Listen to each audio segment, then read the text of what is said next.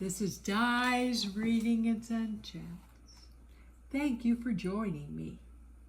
Today, I will be reading a storybook called Mrs. Peter Rabbit. It's about the adventures of Mr. and Mrs. Peter Rabbit and their friends in the old briar patch meadow. The series was originally published in 1919. There are 170 books written by Thornton W. Burgess.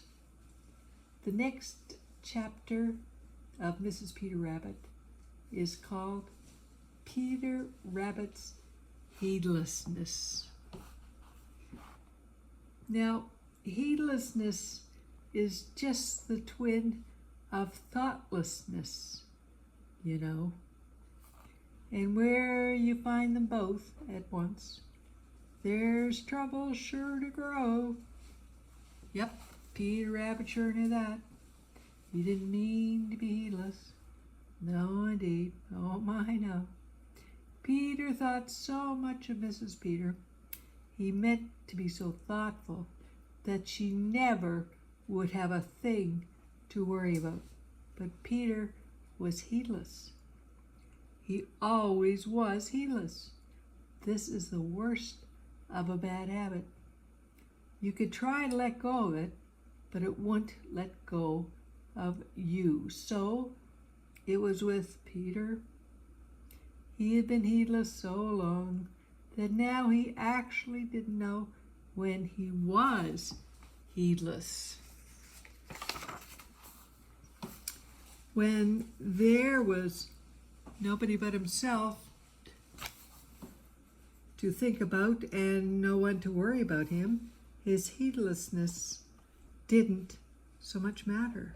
If anything had happened to him, then there would have been no one to suffer.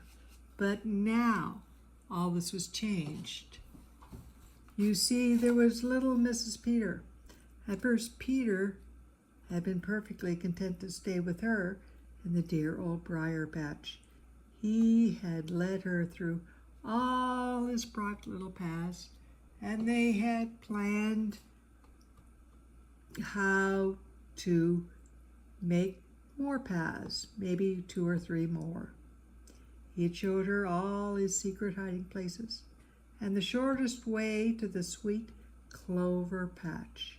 He had pointed out where the lone little path came down to the edge of the green forest and so out onto the green meadows. He had shown her where the crooked little path came down the hill. Little Mrs. Peter had been delighted with everything, and not once had she complained of being homesick for the old pasture. But after a little while, Peter began to get uneasy. You see, in the days before Old Man Coyote had come to live in the green meadows, Peter had come and gone about as he pleased.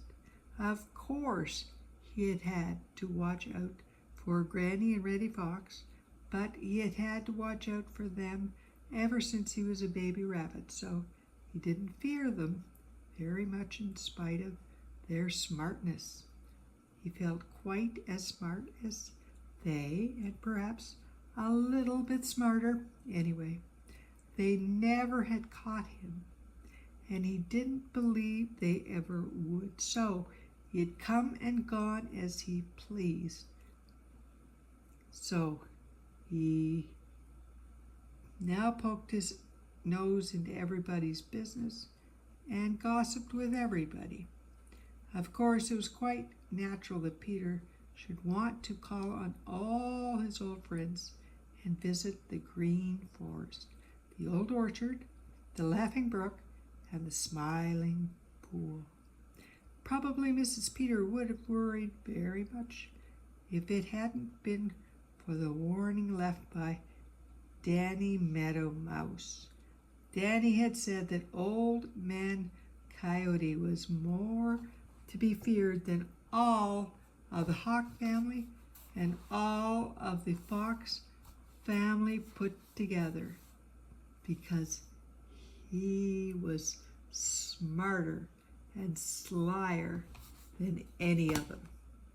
At first, Peter had looked very serious, but after Danny had gone back to his own home, Peter had laughed at Danny for being so afraid, and he began to go farther and farther away from the safe old briar patch. One day he had ventured as far as halfway up the crooked little path. He was thinking so hard of a surprise he was planning for little Mrs. Peter that he forgot to watch out and almost ran into Old Man Coyote before he saw him. There was a hungry look, such a hungry look, in Old Man Coyote's eyes as he grinned and said, "Good morning," that Peter didn't even stop to be polite. He remembered that Jimmy Skunk's old house was nearby, and he reached it just one jump ahead of Old Man Coyote. "I thought you said that we were friends," panted Peter as he heard Mr. Coyote sniffing at the doorway. "So we were, until I had paid my debt to you. Now that I've paid that, we are even, and it is everybody watch out for himself," replied Old Man Coyote. "But don't forget that I always pay my debts." Peter Rabbit. And that ends the chapter of Peter Rabbit's Heedlessness. Before I say goodbye to you today, I would like to sing you Barney the dinosaur's song. I love you, you love me, we're one happy family, with a great big hug and a kiss from me to you. Won't you say you love me too? So, until we chat again, take care, and God bless you and our world.